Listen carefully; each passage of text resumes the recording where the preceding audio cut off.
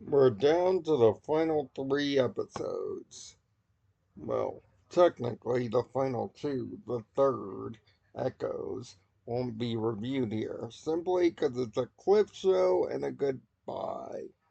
A goodbye that, given Koglioga's future after it, was rather soft and implied.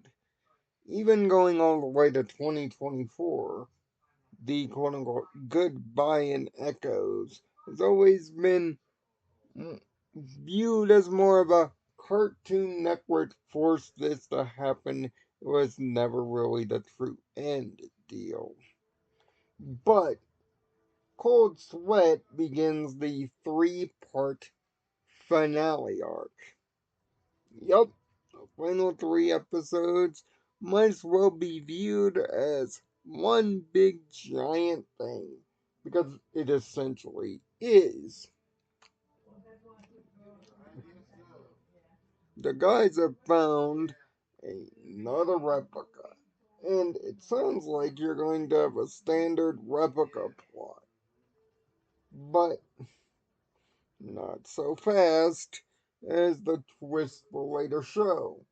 But the real world stuff is where Cold Sweat is weakened, mainly because it's another let's pick on Yumi and have everyone, mostly odd, be a total loser and a prick, and have Aura cover for him, which we all know by this point how that goes.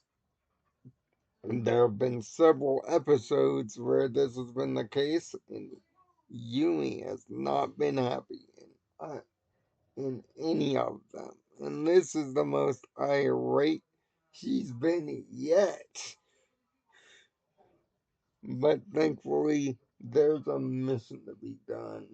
So we'll deal with the adults later. But Replica takes place, kinda, in Siberia. Yeah, we're off to Russia, people. And this super secret base is building an army. So it's up to the gang to disable the supercomputer. And it seems like that's going to exactly be the case. Until that is, Xena consolidates his power through all the other replicas and creates the boss fight, the ultimate boss fight. There have been some times in this show's history where it can easily be a video game series rears its ugly head.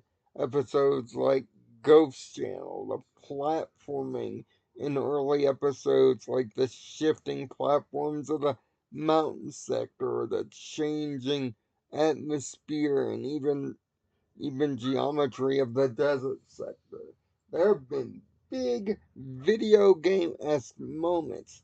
In fact, everything with the Skid Vladimir is a big video game sequence. So much so, when they actually did for Quest for Infinity, it was a Star Fox style on rail shooter sequence. Yeah, I've never played the games, but I know about them.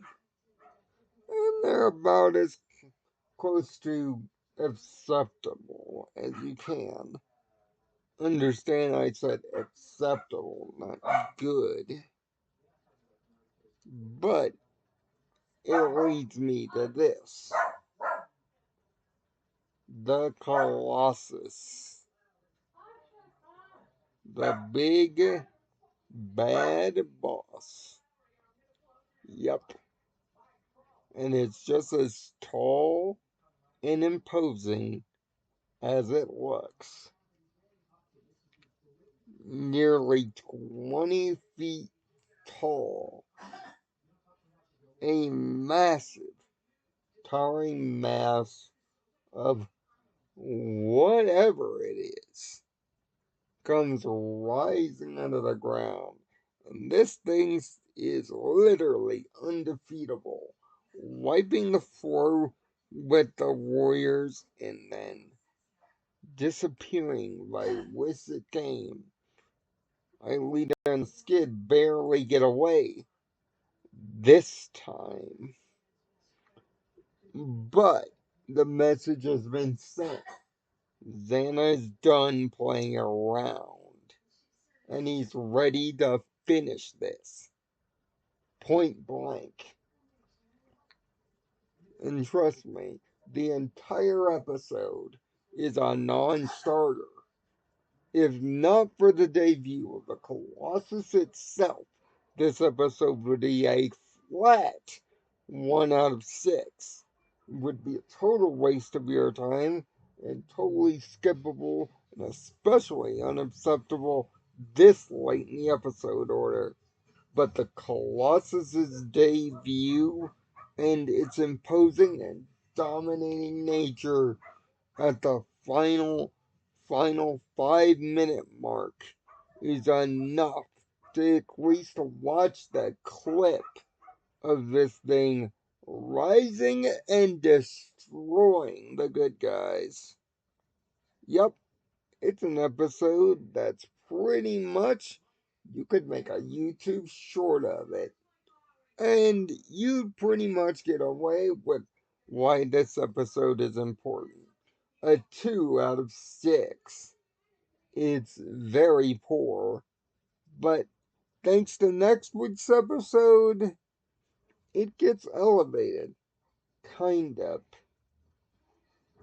This next upcoming week is also the anniversary of the show proper in canon. October 9th. We're back here again. And as so doing so, you will also get the review for Down to Earth, episode 93, also this week. That's right, next week, the week on the day of October the 14th, the Aelita Diaries ends its episodic reviews. It's been a crazy year and a half, but here we are at the end. And I've still got much more to say and much more Leoka videos to do. Just because the episodic reviews are done doesn't mean me talking about this show is. But until Thursday, find peace in your own nirvana. I'll see you then.